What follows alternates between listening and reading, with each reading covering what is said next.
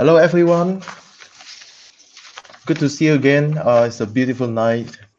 Uh, we're going to continue our discussion on return and risk, but tonight we'll proceed with the context of a portfolio. And if you have watched our previous YouTube video on the individual assets return and risk, uh, you might still remember that we stopped at the historical method or historical approach of estimating an individual asset's return at risk. So now we're going to continue with the portfolio theory. So I'll try to summarize the modern portfolio theory, especially the emergence and the early stage of the theory development around 1950s. And of course, since then, there have been so much research, so many studies by brilliant experts, brilliant scholars from one generation to another generation. Okay, so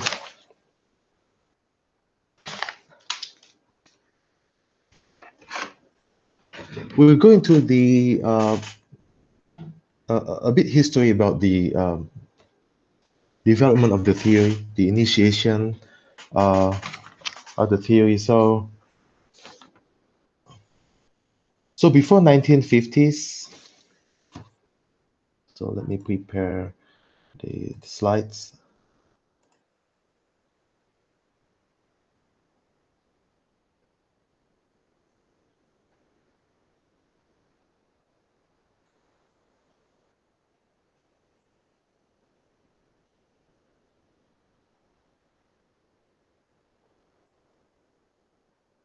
Okay.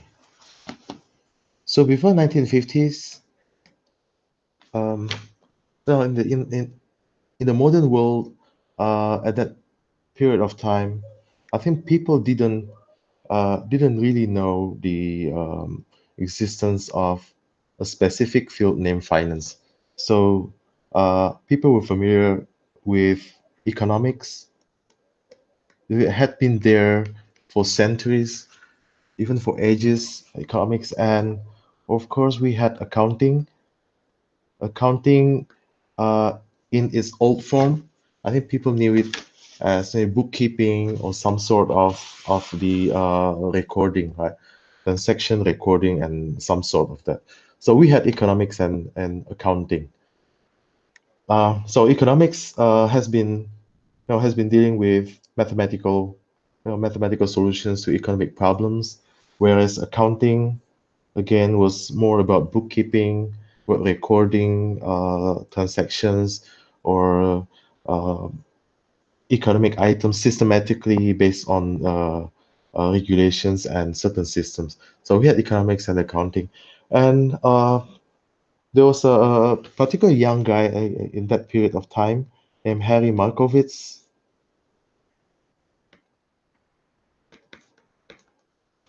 So Harry Markowitz went to the University of Chicago for his undergraduate program in mathematics. So he graduated, and then he continued his graduate program in economics.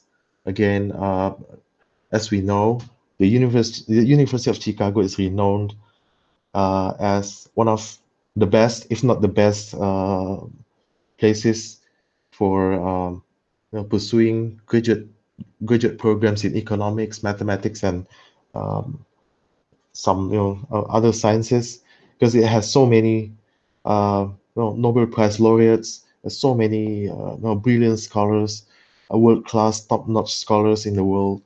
Uh, so Harry Markowitz went to the graduate program in economics, and his supervisor was Jacob Marshak, this famous guy in economics at that time.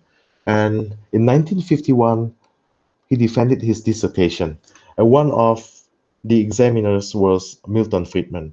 So Milton Friedman later would be awarded the Nobel Prize in 1976. But Harry Markowitz, during his graduate program and also dissertation writing, he was intrigued and actually inspired by a lot of people from the capital market, especially especially when they encouraged Markowitz to put more effort into applying the calculus, mathematical statistics, all the econometric and its properties into capital market applications. So he was inspired, he was challenged, and he went to that direction. So he applied, the what we know right now as mean variance model. He applied it to the capital market setting. So in 1951, he defended his dissertation, and so this is like a spectacular comment from Milton Friedman during his dissertation defense. So upon reading and examining his dissertation, Milton Friedman commented, "This is not economics, this is not business administration, and this is not literature either." So in his biography, Harry Markowitz went out of the dissertation defense room a bit nervous, yeah, a bit, uh,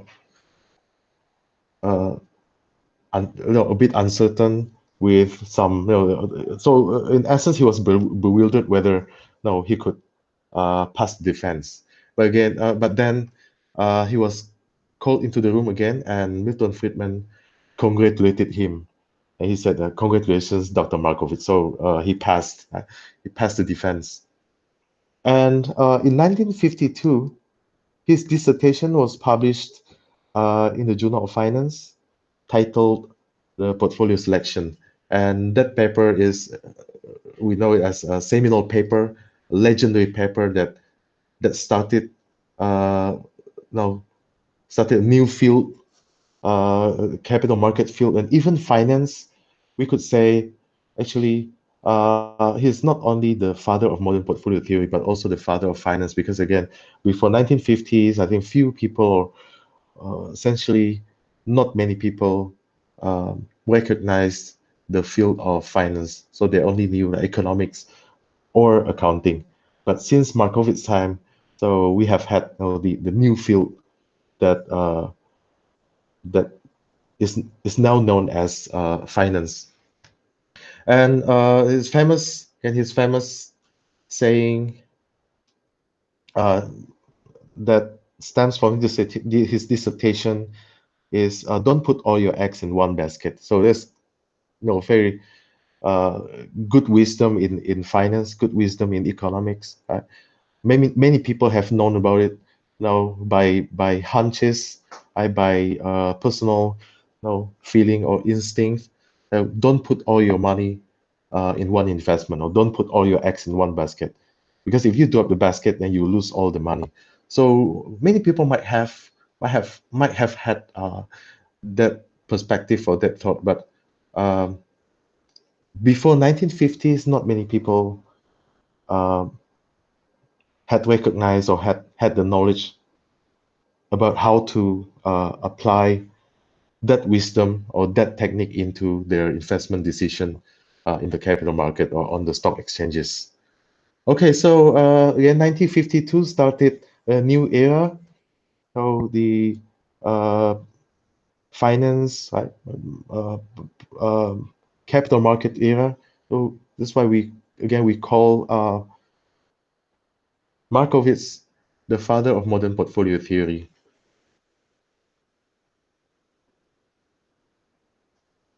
Okay, so what is the definition of portfolio? So simple word here, portfolio. And this is famous word. Here, the term portfolio. You know that this can be defined as a collection. So a portfolio is a collection of something. So if we say a portfolio of assets, it means a collection of assets. A portfolio of stocks would mean a collection of stocks, right? So a collection of something, which means that the collection or the group of something has more than one item, right? More than one asset, more than one stock, and so forth. So collection of something. So what is the special thing or specialty of portfolio formation? So we'll see in a little while. So now we'll make an example. So this is a continuation from our previous discussion on return and risk. So we have, from our previous example, we saw that based on the historical approach, we got historical returns for the last 12 months. So we got an expected return of 9.08% and the risk of 6.69%. So let's name this one asset 1. So we have, let's assume that we have the second asset now. We have asset 2. So again, we'll use random numbers, so numbers that come from the sky, because this is an example. So you could get maybe the real historical returns from a database or from newspapers or wherever. So let's use random numbers. Let's say this is 10, and then 15, 3, then 5, 1, then 20, then 11, say 10,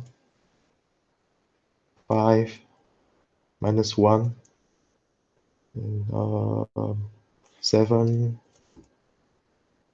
any number, 10. Okay, that's all. So the previous 12 months historical returns. So we'll calculate again the expected return on the second asset, because again, they are historical returns, so we don't assign any probabilities for all of them because they have happened.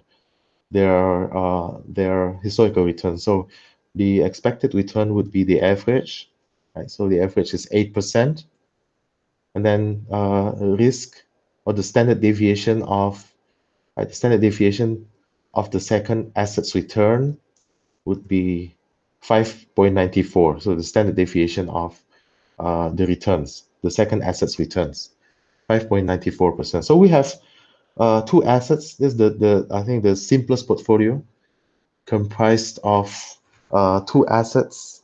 Okay. So now we want to talk about the expected return on a portfolio and also the portfolio risk. Okay, it's always a pair, return and risk. So from the last our last video, our last lecture, we have discussed the fact that the higher the risk, the higher the expected return. Okay, we cannot guarantee that high risk is always followed by high return, but again, the higher the risk that we are willing to assume, the higher the expected return that that we want to have, right? Or we expect. So this fact is called risk aversion, the principle of risk aversion. So a normal person is considered risk averse, right? So typical person or normal person is considered risk averse. So if you see the word there, averse or aversion, it seems to denote like risk avoidance or something that no people try to avoid, but actually that's not really what we are trying to say here. So being risk averse means that you are willing to take a higher level of risk only if you are compensated more, or you are compensated accordingly, or deservingly. So for example, if you put your money in maybe government securities, you might be able to earn, let's say, 5 to 6%. Let's say 5%. If you buy a corporate bond, of course you expect to get at least 9%. If you buy a stock, then you expect to get maybe more than 12%. So that's called risk aversion, right? Someone is risk averse. So it's normal person. So you only want, or you are only willing to take a higher level of risk only if you are compensated accordingly. You're compensated more as well. Right? So it doesn't mean that someone tries to avoid risk or doesn't want to take risk. So that's not what the word represents here. Although the word or the terminology is aversion, right? Or being averse or being risk averse. Okay, so you see more some examples that would confirm and clarify this concept. So coming back to the expected return and risk of a portfolio. So we start from the expected return as usual. We start from good thing. So I need to imagine this easily. I always use an example of, say, making something. Let's say we have a bowl of noodles, right? Say we have a bowl of noodles, and to make the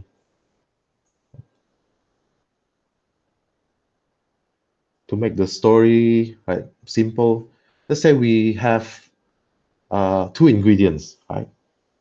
Two ingredients only. So the first ingredient, let's say the first ingredient is sugar, and the second ingredient is chili, right?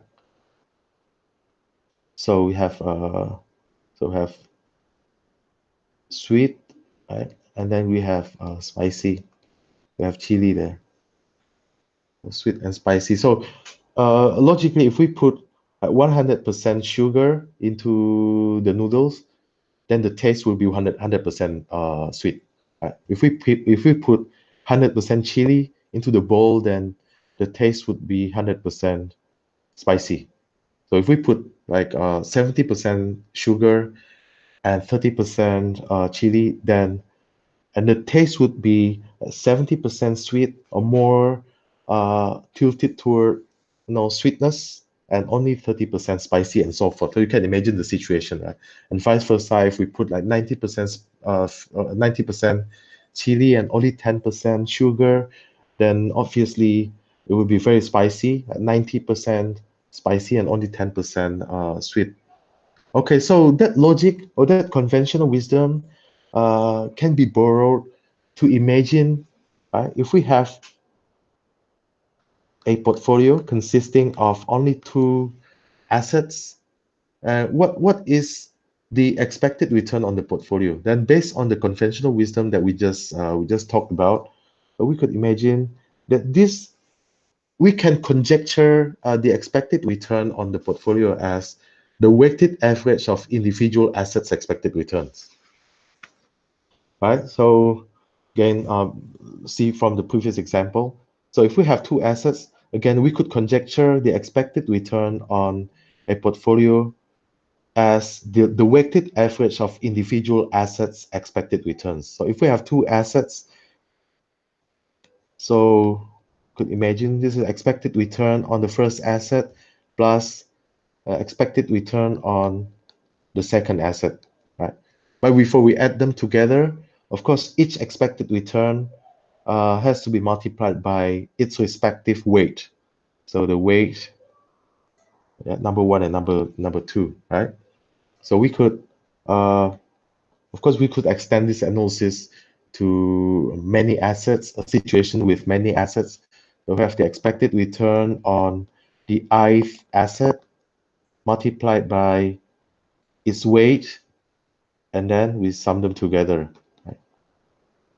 So we want to prove this conjecture, whether it comes to pass, whether this is accurate.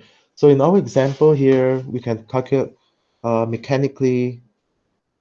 So let's make an investment decision. We have two assets here. We have two assets. The first asset has an expected return of 9.08.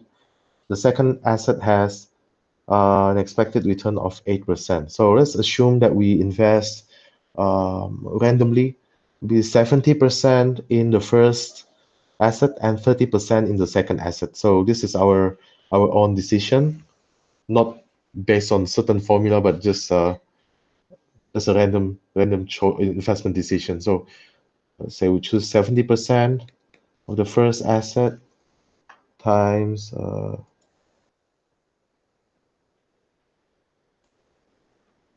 9.08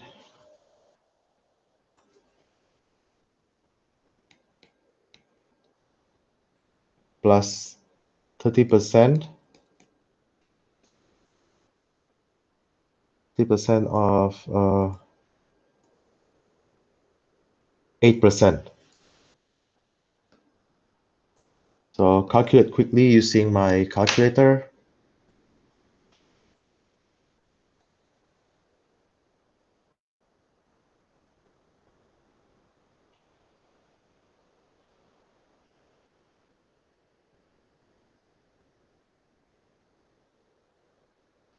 %% of 8%. So I get 9.26%.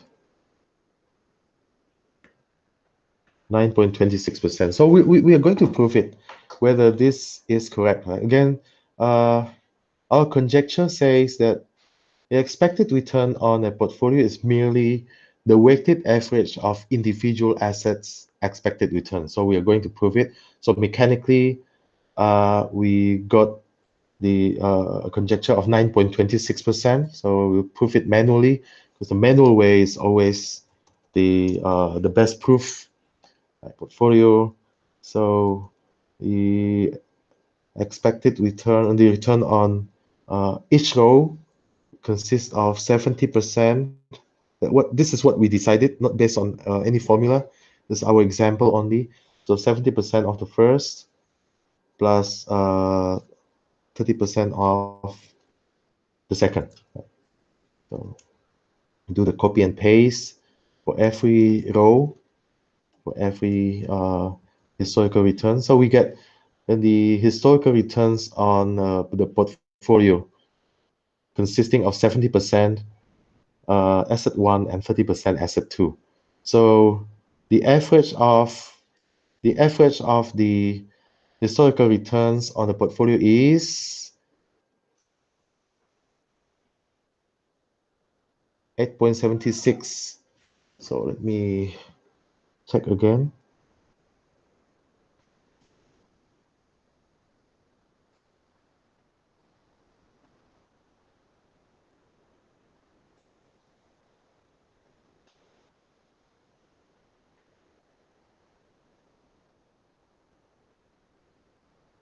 Or maybe I made some mistake in my calculator. So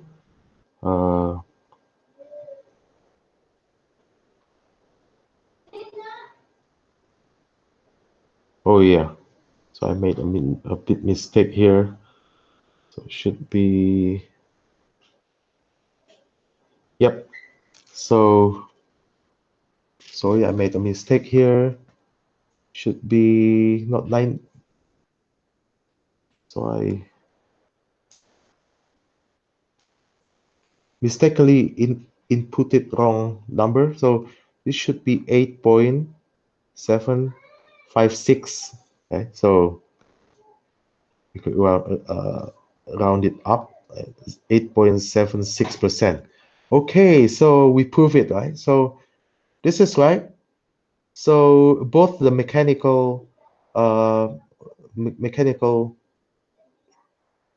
technique and also the manual technique show the same result. So so this is proved to be accurate. Okay, so we could conclude that the expected return on a portfolio is the weighted average of individual assets' expected return. So just remember the story about the bowl. If we have like sugar, we have chili, so it would depend on the proportion of the ingredients, right? Proportion of the asset components. So nothing special about this. This is simply the weighted average of individual assets' expected returns. Right? So we proved this one. So what about the risk? Right? So portfolio risk. So as usual, we start from the variance of the portfolio returns. Okay, so then we find the square root of it. We get the standard deviation of the portfolio returns, right? So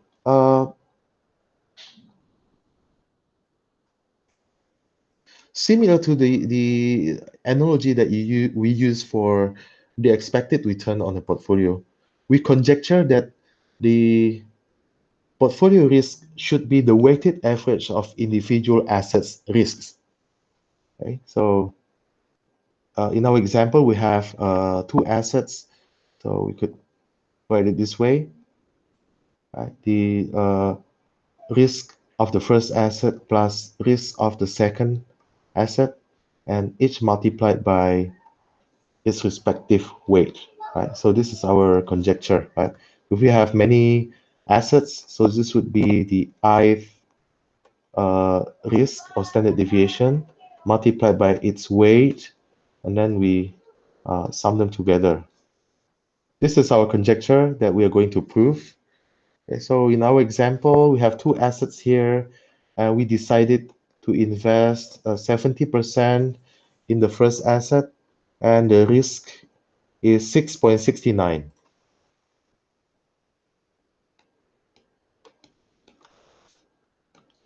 Plus 30% invested in the second asset,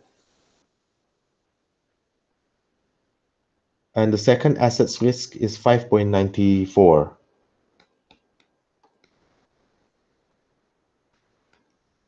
Okay, so I will use my calculator again.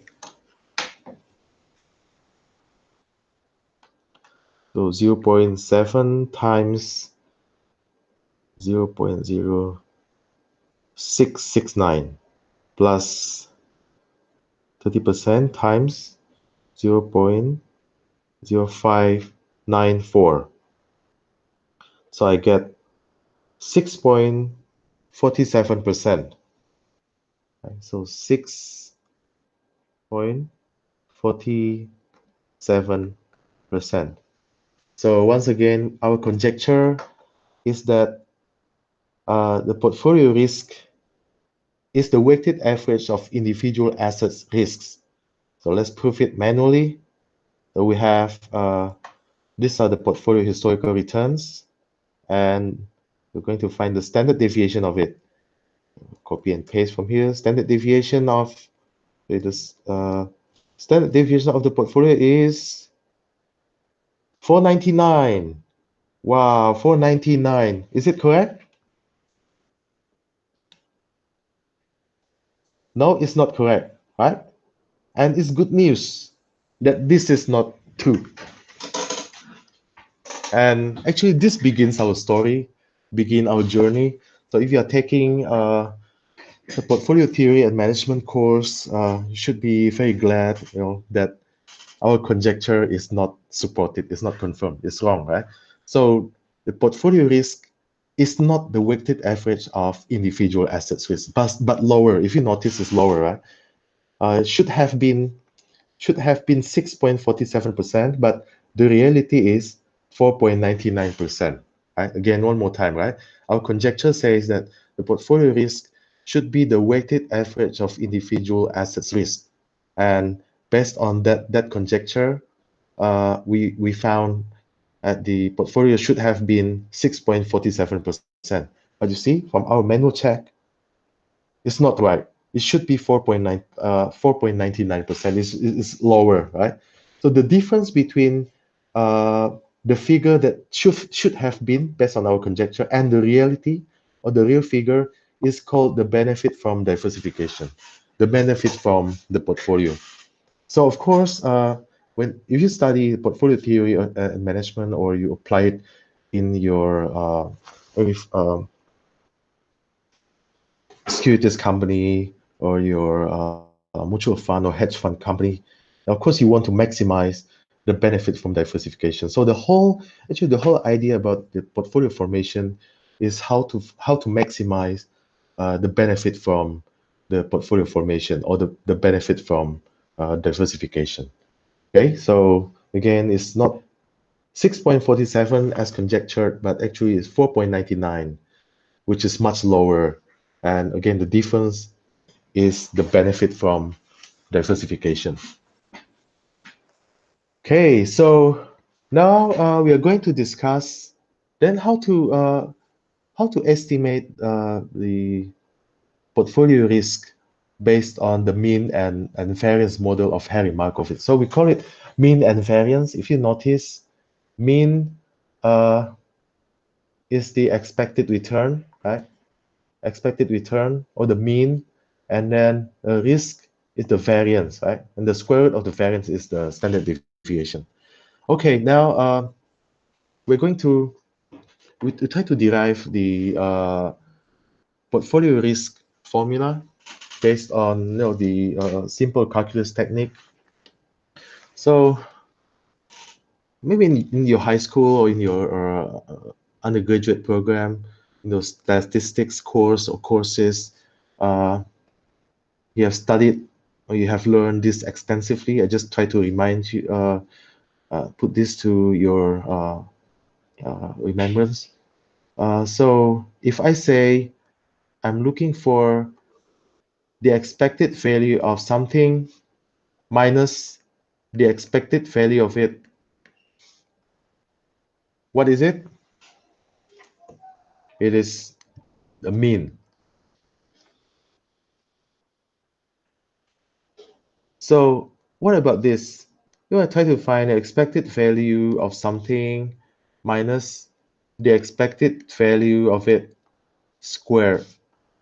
This is, of course, the variance. Right. Okay, so this is the basic principles, right? The mean and variance. So now you still remember from our discussion above, right? The portfolio return. So this is ex post, right? It has happened. If we have two assets, this would be your return on the first asset plus return on the second, right? And each multiplied by its weight. Okay.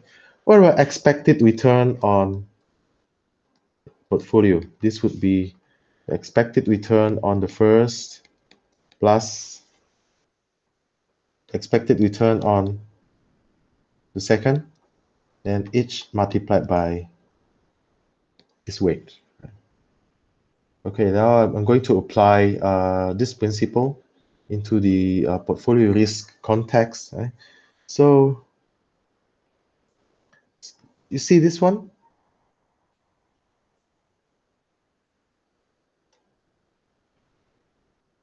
So if I want to find the variance of portfolio returns, right? So the variance of portfolio returns. So based on that principle, I could write it this way: expected, right, return on the portfolio minus expected return on the portfolio squared. Right? See the logic there? Quite clear. Okay, now we need to extend this equation patiently because we are going to prove it, right? So it should equal expected. What is portfolio return? We just saw it here. Yeah, this one. Right. So this, right, plus.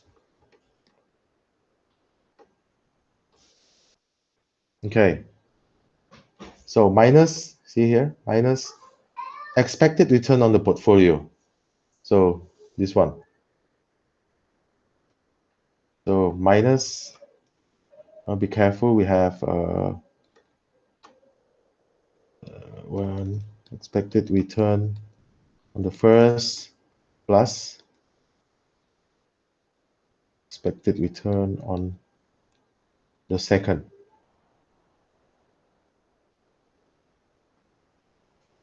Remember, we have squared.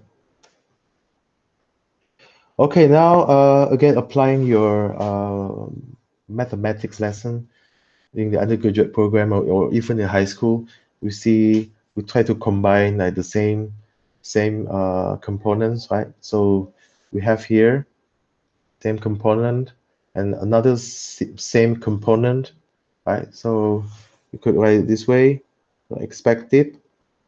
So we try to combine the weight one, right? So here we have return on the first. Here we have expected return on the first, but be careful here, minus is there, so it's minus. Okay, and then weight 2, where we have return on the second, and again be careful here, minus, right?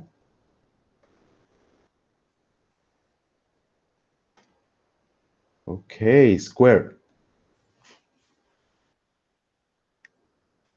So now we are going to expand everything. Maybe you still remember from again maybe from a high school lesson. Let's imagine this is A, right? And then this is B, right? So it's A plus B squared. You still remember from your algebra, A plus B squared. It should be A squared plus B squared plus 2AB.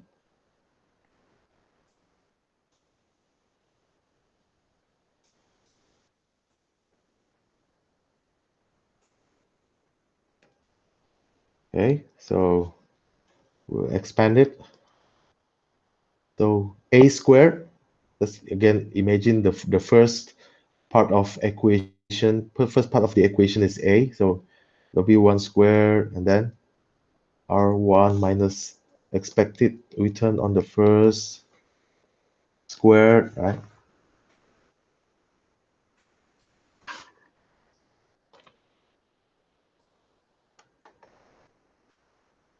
And then the second, the B, right? Second part, let's imagine that it's B, so plus W2 squared, and then return on the second, expected return on the second squared, right? Then plus, now the combination of them is 2AB plus 2, right? So we combine everything. We could write it this way, right? W1 and then return 1 minus, or I can write it differently. W1, W2, and then R1 minus expected return on the first multiplied by return on the second minus expected return on the second. Yeah. Yes. Okay. Okay. So we have expand again the all the brackets there. Now we have to apply. You see, this is expected, right? The term expected here. So the mathematical principle of the expected value of something is very similar to sigma principle. So we have to put into each one. So if I ask you, what is the expected value of a constant? So the expected value of a constant is the constant itself, right? But what is the expected value of a random variable? Then it would be the expected value of the random variable, right? So what is the expected value of 5? Then of course it's 5, right? The expected value of 5 is 5 because 5 is a constant. So what is the expected value of return? Then it is the expected return on that asset, right? So let's apply it. So we put into each of them. So what is the expected value of W1 squared? Of course, it's W1 squared because it's a constant, right? So what is the expected value of this? Then is the expected value of it because it's a random variable.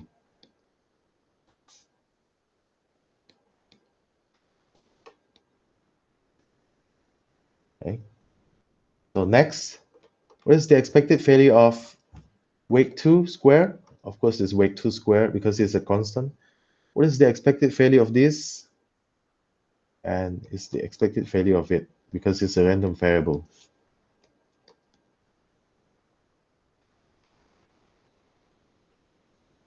Okay, next. What is the expected value of 2? Of course, it's 2, right? What is the expected value of W1? It's W1. Expected value of W2 is W2. What is the expected value of this? The expected value of it.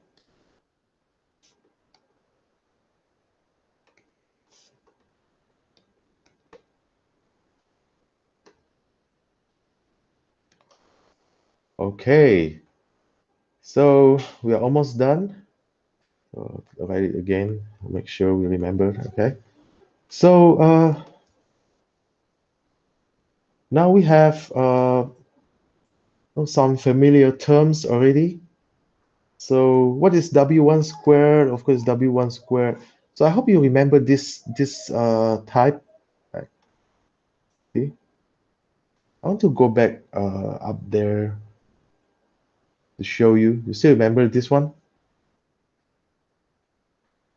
So variance is the expected value of something minus the expected value of its square, right? So if you notice this one, what is it? So the expected return on the first asset minus the expected return on the first asset squared. So this is the variance of the first asset's returns, right? Okay, plus W2 squared. And then what is this one? Expected return on the second asset minus expected return on the second asset squared. So this is what? Similar pattern to this one. The variance of the second asset's returns, right? Plus the 2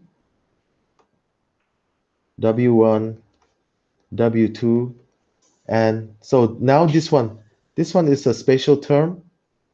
See, the expected return on the first minus expected return on the first multiplied by return on the second minus the expected return on the second. This is called the covariance.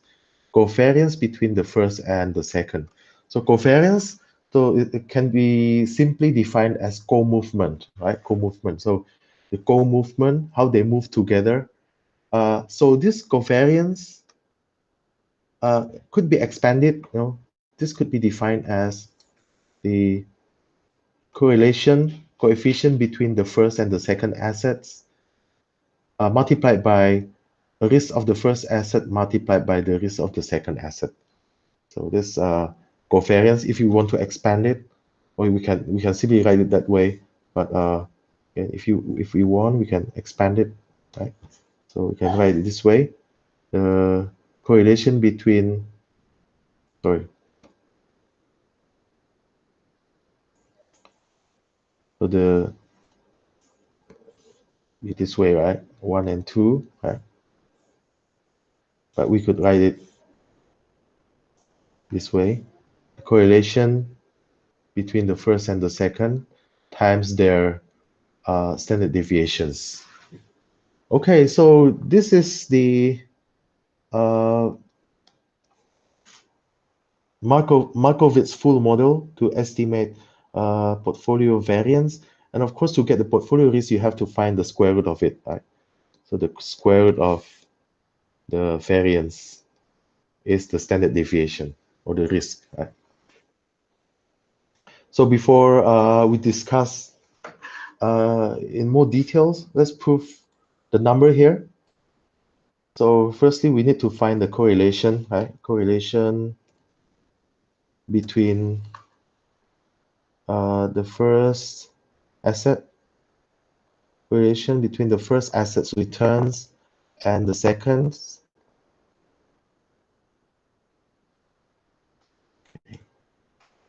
So we get a correlation of minus 0.01601. So I hope you still remember from your statistics course or courses, correlation correlation coefficient ranges from -1 to +1. So the minus and plus signify the direction of the move. So minus means they move in different directions. If it's plus, then they move in the same direction.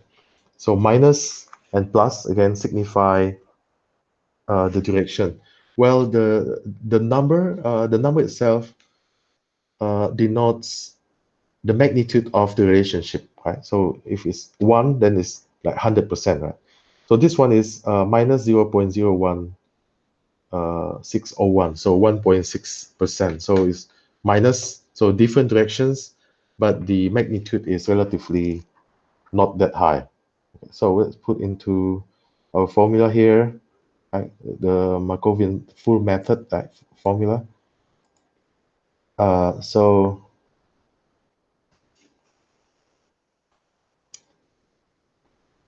we start from the W1 squared, so 70%, right? We decided this one, right? So W1 squared times, right, the first assets standard deviation squared, or the variance, right? First asset variance,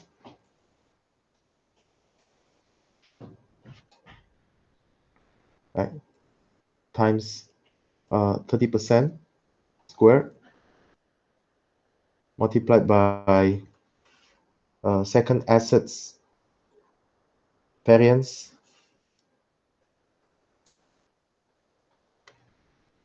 right, plus 2 times 70% times 30% times the correlation between the first and the second assets times the first standard deviation times the second asset standard deviation, right?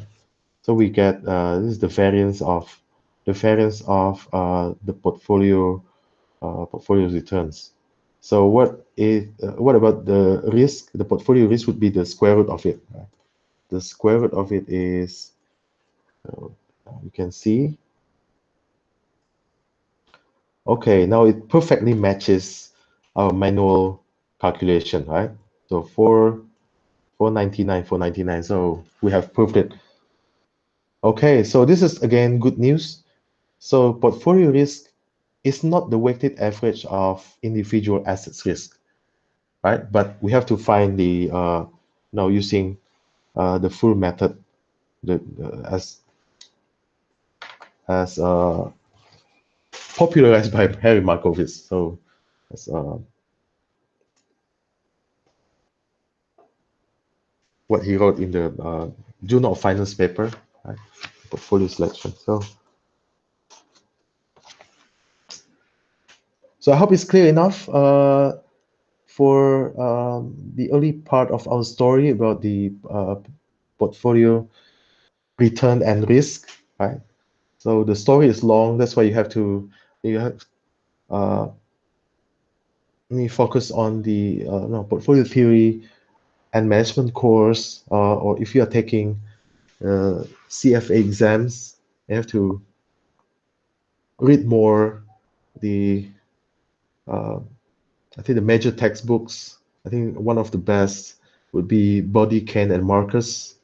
You can learn more from the textbook. I'm trying to summarize everything in a short video.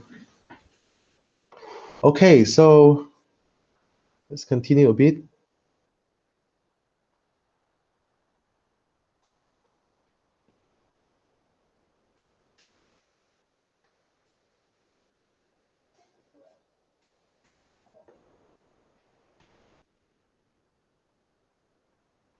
Okay, so we can see that the role of the covariance is quite important here. Right? Again, this is covariance, right? Covariance between the first and the second assets. So the role of the covariance, or if we expand it into the coefficient correlation multiplied by their standard deviations, so the role of the correlation coefficient, again, is very important. So you can imagine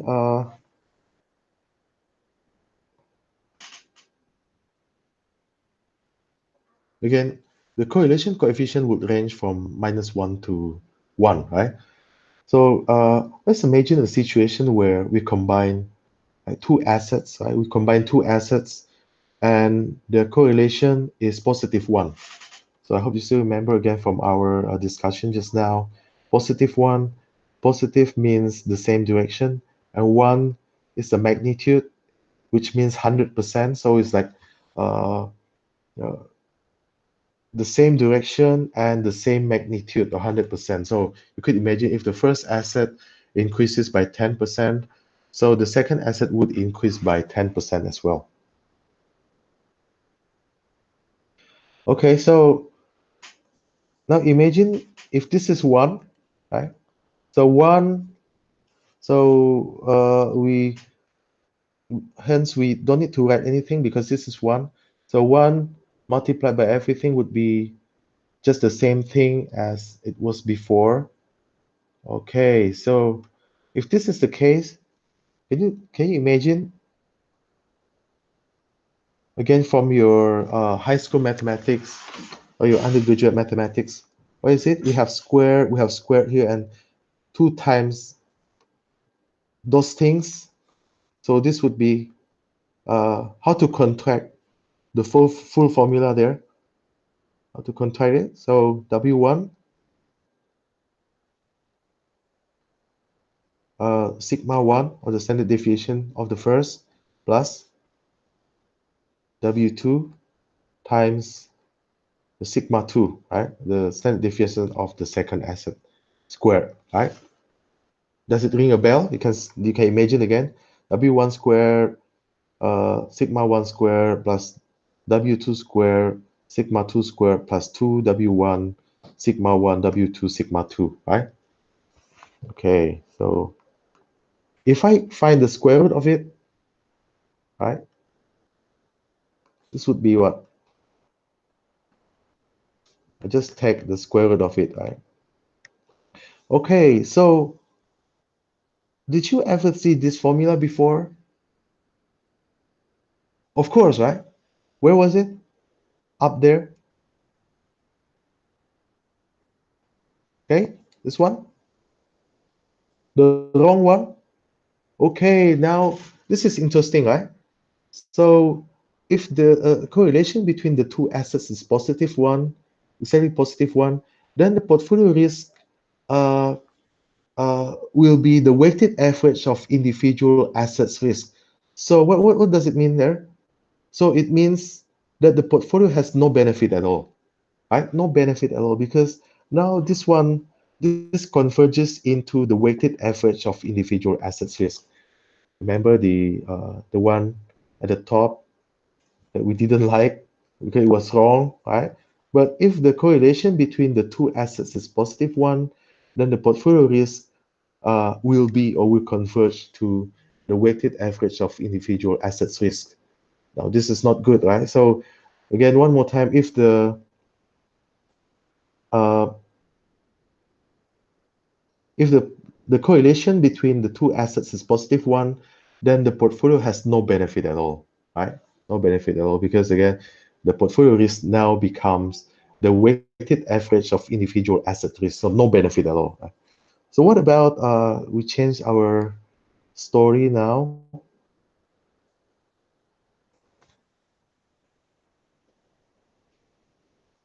What if we write it back here?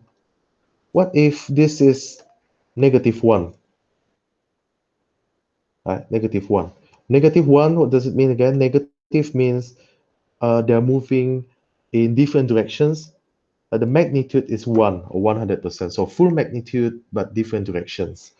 So you could imagine if this is -1, so anything multiplied by -1 would become negative, right?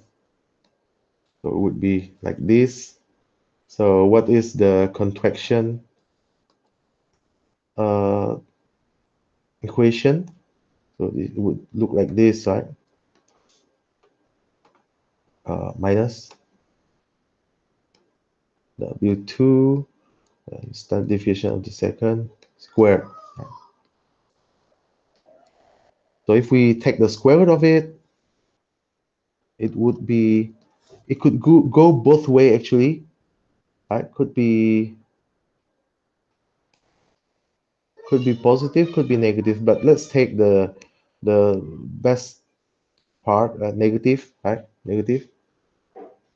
Okay, so what is it now? If so, this is the super good news, right? So if the correlation between the two assets is -1, then we will get a perfect benefit from the portfolio. So you can see our again our discussion here. So what are our conclusions? If the correlation between the two assets is +1, then there's no benefit at all. But if the correlation is -1, then we get a perfect benefit. However, in real life, we know that we cannot find such assets having a correlation of -1 or +1, right? It's very difficult to find such extreme cases, right? So they may not exist in real life. However, what is the lesson that could be taken here? If you want to make a portfolio, we try to find, so as much as possible, we try to find assets with a correlation that is as low as possible, right? As low as possible, or if necessary, we can go to the negative way. So the lower the lower or the more negative, the better it is, right? This I think the nutshell that we can get from this discussion. Get one more time. If the correlation between the two assets is +1, then there's no benefit at all. However, if the correlation between the two assets is -1, then we'll get a perfect benefit. However, in real life, we cannot find such extreme correlations, either -1 or +1. So the best we can do is to find, if we want to make we want to form a portfolio, we try as much as possible to find assets with a correlation that is as low as possible, or even negative, if possible, right? Okay. So before we go further, let's imagine a situation actually. Maybe before we go further, I have to be quite cautious when we say about the positive and negative correlation, or the high and low correlation. So what we mean here is the cash flow correlation.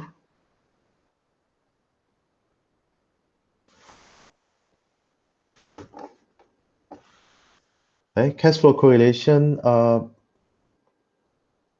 and not the strategic correlation. No, in the corporate strategy, right?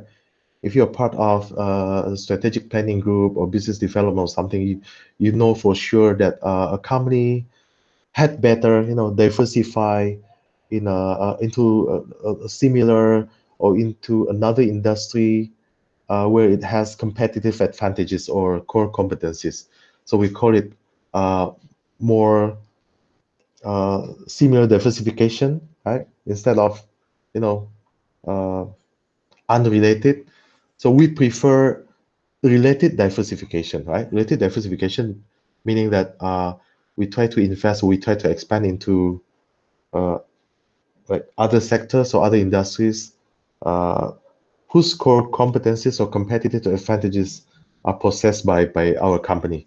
However, here we are talking about cash flow correlation, right? More about cash flow correlation. So let's imagine if you already have a hotel, maybe have a hotel, and let's say you add uh, another business, right? Another business unit that is a restaurant. So hotel and restaurant. So you can imagine in like very good economic situation, like before we had this healthcare crisis. Um, so good economic situation that many people would go to hotel, right? People would spend nights at hotel. They would travel, right? Because it's good time. And also they'll eat more in restaurants, right? Because no, they have plenty of money. They have a lot of free cash flows for them to spend, right, to enjoy life. So in good economic condition, both the hotel and the restaurant will fare very well. However, in a worse time or in a bad time, we know that people will reduce spending to spend nights at hotel. They will try to also skip vacations, right? They will reduce their spending for hotels. Companies will also be more savvy and vigilant. Right? So hotel will not fare quite well in bad time, right? In bad times, and so does the restaurant, right? Doesn't fare well in bad economic situation. So we can say that both the hotel and the restaurant have a very strong cash flow correlation, right? So this is an example of a if you have a portfolio such as this, the benefit from the diversification is not that high because both assets have uh, very strong correlation, right? Very positive and very strong high magnitude correlation. Maybe we can use another example. Maybe the if we have a hotel and we try to build like a hospital, right? Have a new business unit takes the form of hospitals. You can imagine now, hotel and the hospital both actually have a very similar strategic position. Both are from the hospitality sector, right? So you see, both of the business units actually deal with hospitality, right? They serve people, try to give the patrons good services, right? So they have a highly related relation, right, in terms of strategy. So this might be considered a related diversification. However, the cash flow might be quite different. Okay, imagine again in good economic condition, hotel will do very well, will fare quite well, right? Uh, on the other hand, hospital would be quite normal. Of course, people will go for like medical checkups or routine checkups. But in good times, most people are happy, so their happiness would affect their health, right? So most people will be healthier during the good economic time. So of course, they would still go to hospital for medical checkups, but maybe there will be fewer people with uh, the critical illnesses or something like that. On the other hand, in bad economic times, the hotel will be more quiet. Right? Will be uh, yeah, will produce like lower income. On the other hand, many people uh, will be stressed out.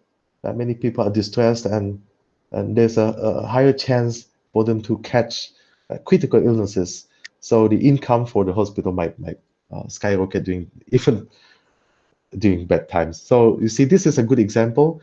So they have a strong strategic relation or strategic correlation, but they have a low cash flow correlation. So what we mean here is a cash flow correlation, not the strategic correlation or in terms of diversification. Okay, so now let's imagine how to imagine this easier.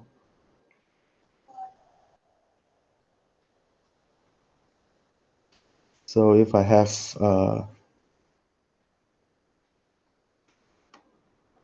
let's say this is the risk, right? And this is the expected return.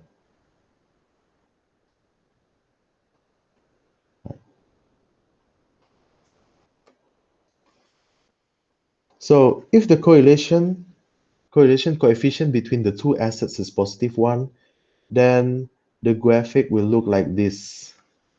So this is +1. So do you see anything special about the line here?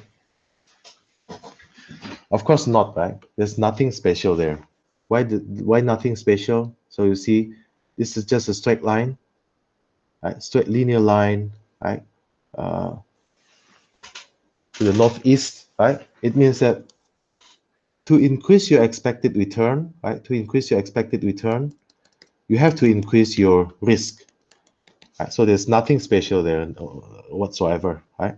So if this is positive 1, there's nothing special there. Right? What about if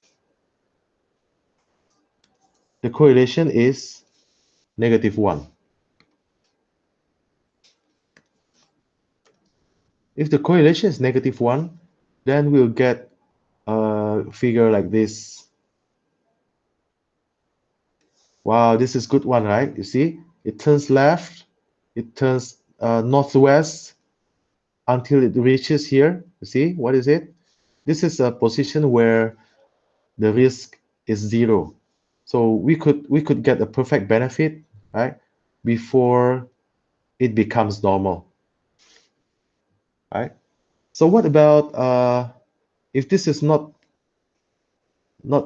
extreme correlations, but more realistic in real life? Let's say the correlation is maybe 0.5. So it will look like this, right? What about if this is 0.2? So it will turn left farther before it becomes normal, right? What about if it's minus 0.1? So again, it will go left farther before it becomes normal, right? But minus 0.5, it will go farther. It will go farther before it becomes normal. So you see the logic here, right? So the lower the correlation, and even into the minus zone, the lower the correlation, the farther it will turn northeast. So it will turn northwest, right? Before it becomes normal. Turning northwest means that we could improve expected return while simultaneously decreasing the risk. Right? You can imagine again. If I say this is, if I repeat again, if this is negative 1, the perfect case. If this is the perfect case, it will go northwest until it reaches 0 risk before it becomes normal, right?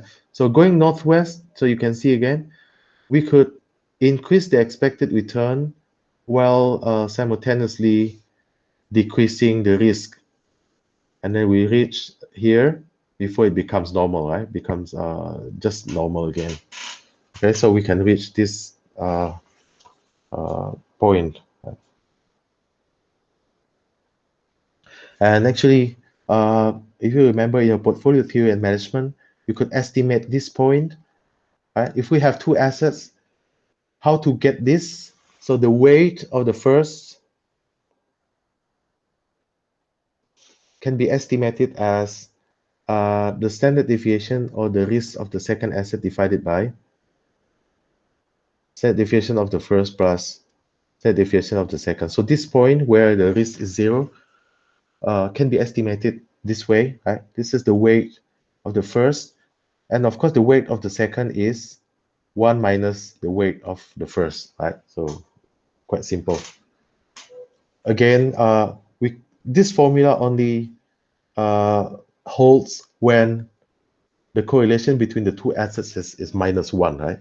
-1. So it touches this point where the portfolio risk is 0 before it becomes normal again. Okay.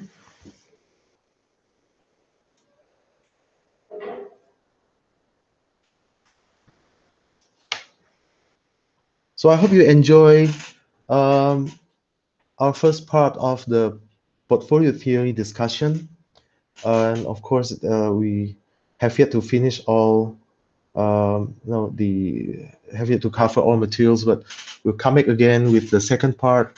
So see you again soon.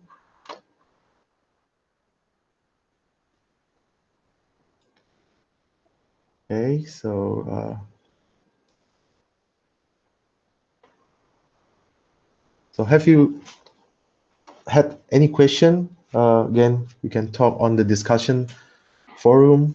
You can contact me. But for now, we'll say goodbye and we'll continue soon in the second part. Thank you.